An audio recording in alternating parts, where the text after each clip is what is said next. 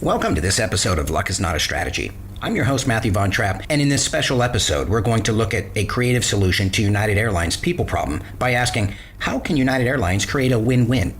The images are still fresh in our minds of a passenger being violently removed from an aircraft after the airline overbooked the plane and needed a seat for their own crew.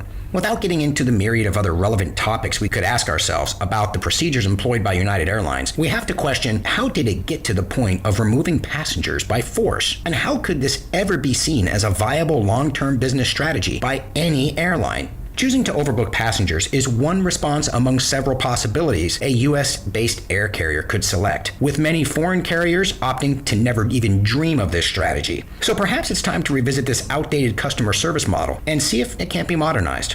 Not only did United Airlines shed an estimated $600 million in stock value as a result of their company-first, customer-last policy, but they are also perpetuating a poor customer service model that will make them less likely to survive the increasing competition we'll discuss later. Many people called for the boycott of the airline, and their perception among the public will hurt revenues for the foreseeable future. Overbooking is a strategy used by U.S.-based air carriers to control the ticket space. By initiating an overbooking strategy, we see that it leads to costly management protocols and uncertain outcomes. According to available data, about 475,000 passengers are displaced each year in the U.S. as a result of these programs, with an estimated 1.5 million having to deal with the negative impacts during the flight experience and another 3 million affected by the changes. All of this to mitigate a potential loss of revenue when someone cancels? Oh, by the way, half of those cancellations are caused by the airlines not running to schedule anyway, so aside from helping to create the problem, they are only making it worse with this solution. As we consider the magnitude of this issue, it is apparent that the cure decided upon so many years ago has outlived its usefulness. The time has come to upgrade airline policies from economy to business level execution.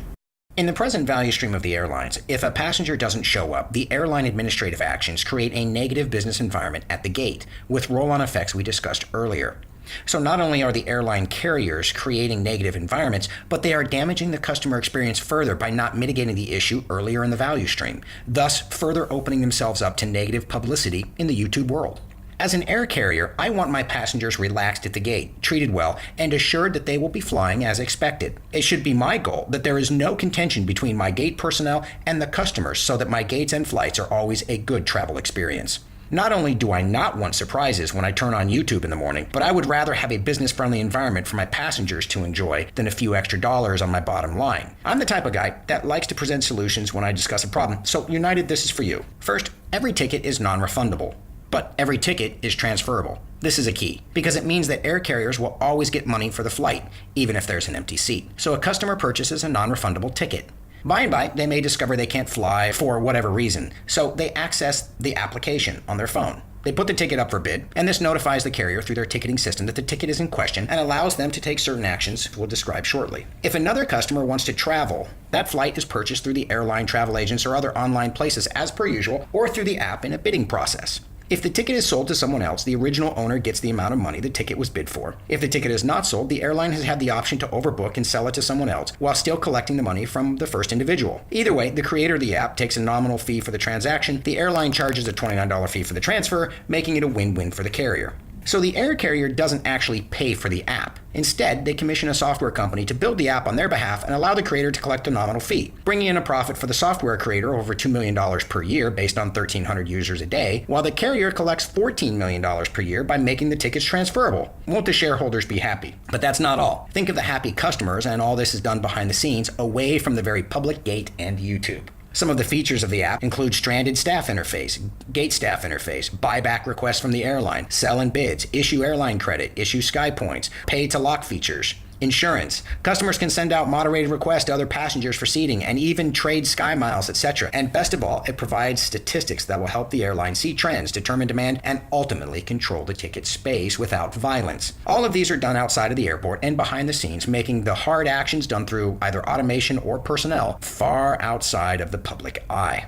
The effects of having such an app are noteworthy.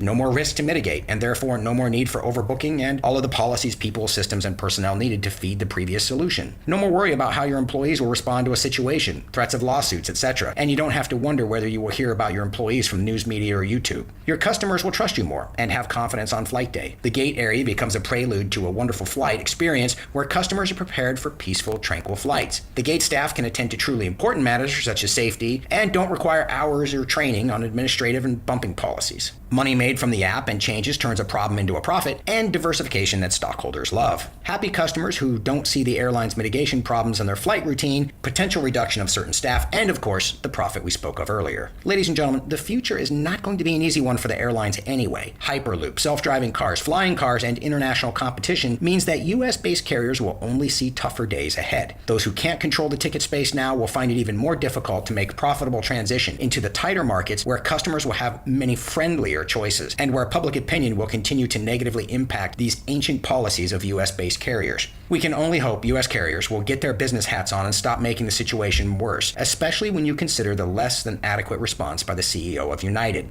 Well, ladies and gentlemen, this has been another standalone episode of Luck is Not a Strategy, where today we solve the issues of overbooking on United Airlines. Join me on other issues as we solve the world's problems using proactive business strategies and outside-the-box thinking. I'm your host, Matthew Von Trapp. Thanks for watching.